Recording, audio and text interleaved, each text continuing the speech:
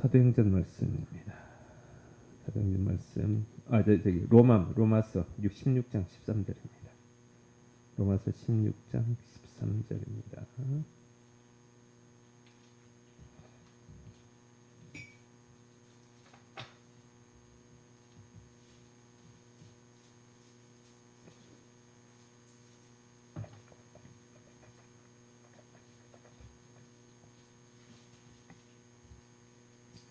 16장 13절 한 절입니다.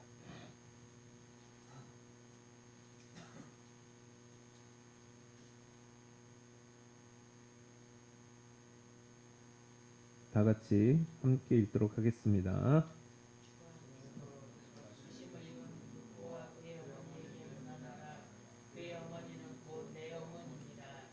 아멘. 예, 벌써 인물 강의 10번째 시간이고요.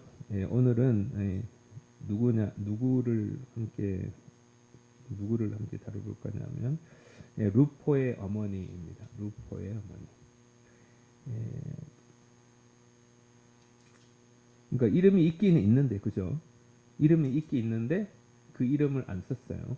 그리고 그냥 루포의 어머니라고 했다. 일단 이걸 봤을 때 성경에 기록된 무명인 거잖아요. 무명, 이름이 없어요. 무명이요. 성경에 그렇게 기록된 것은 흔치 않습니다. 한 두세 군데밖에 없는데 여기에서 특별히 루포의 어머니라고 되어 있어요. 그러면 로마서를 바울이 썼잖아요. 바울이 만약에 루포의 어머니의 이름을 알았다면 이름을 썼을까요? 안 썼을까요? 썼죠. 그런데 이름을 물어도 이름을 말을 안 해주는 거죠. 그러니까 루포는 아는데 루포의 어머니 이렇게 되는 것입니다. 성경에 루포의 어머니라고 했지 이름이 기록되지 않았어요.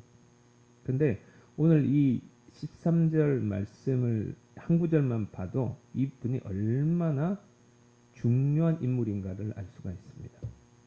일단 그녀는 루포의 어머니는 구레네 시몬의 아내였을 가능성이 높습니다. 구레네 시몬이 누군지 아세요? 그렇죠.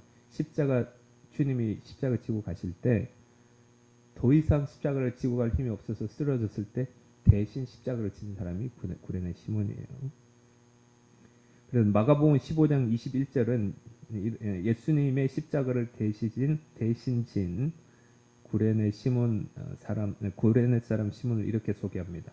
알렉산더와 루포의 아버지인 구레네 사람 시몬 이렇게 나옵니다. 그리고 주님이 골고다 십자가 지러 가시고 그때부터 약 30년 후예요.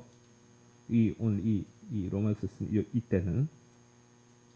그래서 오늘 30년 후 오늘 본문에서는 루포와 그의 어머니 이렇게 등장하는 거죠. 그래서 많은 성경학자들은 루포를 마가복음의 루포와 동일 인물로 봅니다. 그러니까 당연히 루포의 아빠도 소개됐고 루포의 엄마도 소개된 거잖아요. 그래서 루포의 어머니는 바로 예수님이 십자가를 지고 간 시몬의 아내가 되는 것입니다. 그러니까 루포의 아버지 구레네 시몬이 예수님의 십자가를 억지로 졌을 때 이 구경하러 딱 갔는데 갑자기 너 이리 와봐 이래가지고 예수님 대신 십자가를 진 거잖아요. 그러니까 처음에 가만히 생각해보면 얼마나 억울했겠습니까? 왜 그 많은 사람 중에서 내가 십자가를 져야 되냐고 그랬을 거예요. 처음에 투덜투덜하면서 십자가를 졌을 거예요. 그런데 지고 가다가 보니까 옆을 딱 이렇게 본 거죠. 딱 보니까 예수님 눈에 확 들어와요. 거의 피 흘리고 막 초죽음 대해서 끌려가고 있는 모습을 보는 거죠. 나는 뭐 잠깐 대신 져주면 되지만 저 사람은 이 십자가에서 죽어야 되는데 하는 생각이 들었을 거예요. 그리고 이미 피투성이가 된 주님의 모습을 딱 보면서 뭔가 좀 달라. 이분은 여느 죄수들과는 완전히 다른 사람인 것처럼 보였을 것입니다. 대부분 십자가는 극악무도한 사람들이 가장 고통스럽게 죽도록 만든 장치잖아요. 누가 봐도 흉악무도한 죄를 지을 사람 같이 안 보이는 거예요, 예수님이. 그리고 그 고통 중에서도 그 눈에 보이는 선한 눈빛, 전혀 악의가 없는 그런 모습이 마치 이사야가 말한 것처럼 세상 죄를 지고 가는 어린 양의 모습과 같은 모습을 아마 이 구레네 시몬은 십자가를 지고 가면서 봤을 거다는 것입니다. 그리고 집에 돌아온 거죠. 그래서 야, 내가 오늘 십자가를 대신 졌는데 그분을 보고 이런 것들아 좀 다른 분과 다르더라. 그분은 정말 우리를 구원하러 오신 메시아가 맞나 보다. 이렇게 집에 와서 얘기를 하는 거예요. 그때부터 온 집안이 예수님을 영접하게 된 것입니다. 그리고 그 이후로 바울이 전도할 때 이 루포의 어머니는 둘도 없는 동력자가 됩니다. 그런 루포의 어머니를 바울은 뭐라고 불렀냐면 16장 13절에 루포와 그의 어머니에게 문안하라. 그 다음에 뭐라고 말하고 있냐면 그의 어머니는 곧 누구 어머니다? 내 어머니다. 이렇게. 그러니까 바울은 루포에게 문안하라 그리고 그의 어머니에게도 문안하라 정도로 끝나지 않고 더 직접적으로 그의 어머니는 내 어머니다. 이렇게 표현했어요. 이것이 의미한 바는 여러분 엄청나게 큽니다. 이 표현은 바울에게 있어서 그녀는 그렇고 그런 존재가 아니라 영적인 어머니와 같은 존재였다는 것입니다. 바울이 얼마나 영성 있는 분이에요. 근데 루포의 어머니는 내 어머니다라고 바울이 아무나 어머니를 하겠습니까? 응? 응? 그렇고 그런 존재가 아니라 진짜 영적인 어머니와 같은 존재였던 거예요. 그녀가 바울에게 어떤 구체적인 일을 했는지는 성경 기록하고 있지 않아요. 하지만 바울이 그렇게 부를 정도로 깊은 사랑을 베풀었을 것이고 그리고 돌봄을 바울은 받았을 것이고 그렇게 했을 것입니다. 그래서 초대교회 전에 내려온 이야기나 여러 해석에서는 그녀가 바울을 기도로 많이 도왔대요.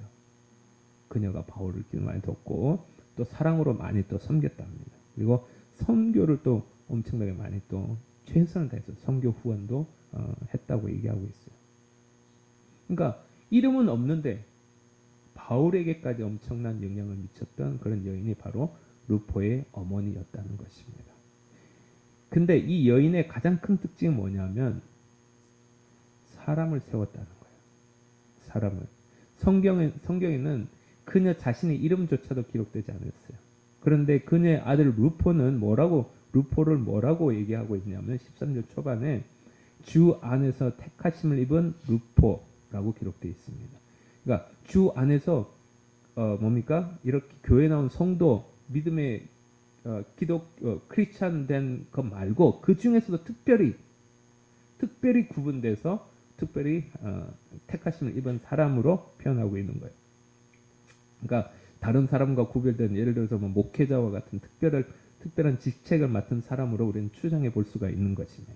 그러니까 그녀는 그녀의 아들을 하나님을 위해 일하는 사람이 되도록 도왔다는 거예요. 그런데 그녀가 강단에서 유명한 사람이 되었다는 기록은 없어요. 그리고 무슨 직책을 맡았는지는 기록도 없어요. 그런데 그녀는 자녀를 믿음의 사람으로 세웠고 바울에게는 영적인 어머니가 된 것입니다. 자신의 이름을 드러내기보다 사람을 세우는 삶을 먼저 살았다는 것입니다. 그래서 이런 말씀을 드리고 싶어요. 좋은 어머니는 자기 이름을 남기는 것이 아니라 믿음의 사람을 남기는 거예요. 믿음의 사람을 남기는 거예요. 여러분은 어떻습니까? 루포의 어머니처럼 누군가를 믿음의 사람으로 만들어 세우는 분들 되기를 바랍니다. 내가 유명해지는 사람은 한 명뿐이죠. 내가 유명해지면 누군가는 그 공을 내가 받는다는 거죠. 내가 유명해지면. 누가 했어? 누가 했어? 그렇지만 우리가 이제 믿음의 어머니로서 이제 여러분의 이름이 세워지는 것보다 루포의 어머니처럼 누군가를 세워서 하나님께 쓰임받는 사람으로 만드는 그런 귀한 우리 어머니들 되기를 축복합니다. 그러니까 믿음의 사람으로 세운다는 그냥 말로만 되는 게 아니잖아요. 아낌없는 믿음과 사랑의 헌신이 필요한 거잖아요. 세울 수 있는 대상은 많지만 무엇보다 여러분의 자녀를 주님께 쓰임받는 자녀로 세우는 여러분들 되기를 축복합니다. 여러분 잘 보면요. 바울이 자식처럼 여겼던 디모데 있잖아요. 디모데도 그렇고 본문에 나오는 루포도 그렇고 다 본인 믿음으로 특별히 구분돼서 하나님께 쓰임받은 게 아니에요. 다 어머니의 믿음과 사랑의 헌신으로 세워진 자녀들이에요. 여러분의 자녀가 하나님께 더욱 구분되어 쓰임받기를 원한다면 꼭 목회자를 되는 것만 얘기하는 것이 아닙니다. 어디에 있든지 여러분의 자녀가 더욱 하나님께 쓰임받는 자녀가 될 수 있도록 먼저 여러분들이 더 하나님께 매달리시길 바랍니다. 루이퍼 어머니 기도하지 않았겠어요? 더 기도합니다. 여러분의 자녀가 바로 세워지기를 바라는 마음만큼이나 여러분 그 이상의 기도를 해야 되는 것입니다. 매달려야 되는 것입니다. 부르짖어야죠. 자녀가 봐가지고 자녀가 힘으로 안 될 것 같으면 여러분들이 매달려가지고 여러분들의 자녀를 세워야죠. 지금 이대로 만족하지 마시기를 바랍니다. 더 하나님께 부르짖으시기를 바랍니다. 특별히 한계를 느낀다면 더 기도하시기 바랍니다. 기도 열매는 반드시 맺힐 줄로 믿습니다. 여러분 기도 안 하면요 감각도 무디어져요. 자기 영이 시들어가도 시들어가는 줄을 몰라요. 육은 괜찮으니까 다른 것도 다 괜찮은 줄 알아요. 여러분의 영적 상태를 잘 진단하시길 축복합니다. 이러면 안 되지. 내가 이러면 안 되지.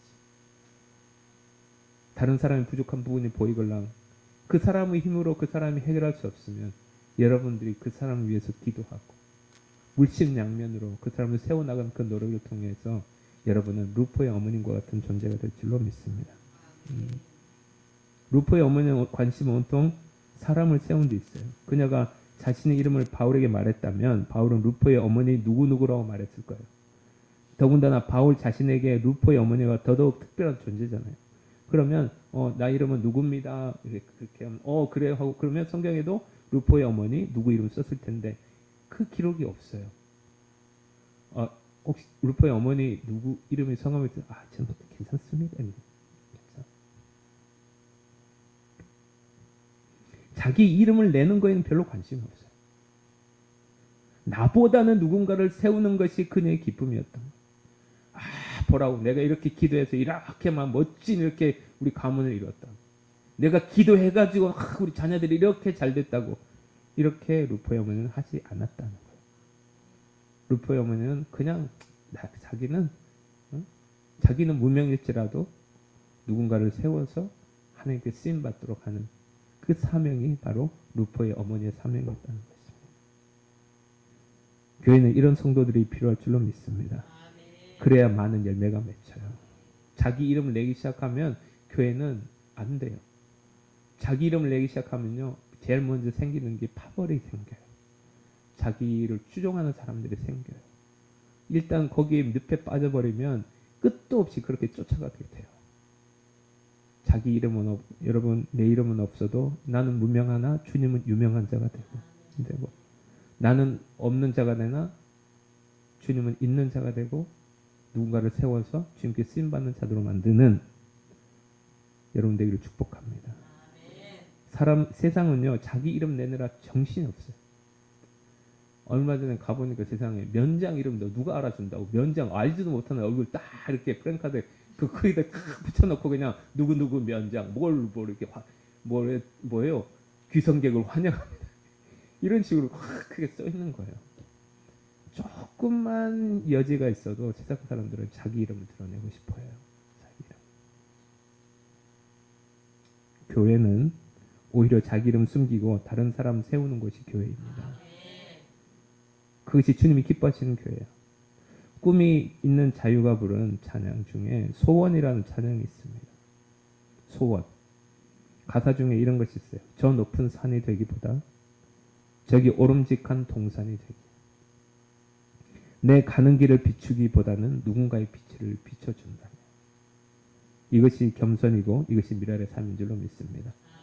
모르는 찬양이시겠지만 제가 이 시인 줄 알고 제가 한번 여러분들을 오늘 또 맛있는 것도 먹었으니 제가 섬기는 마음으로 불러드리겠습니다. 가사를 잘 들어보시고 가사 속에 있는 이 깊은 영적인 의미를 잘 챙기시기를 바랍니다. 예.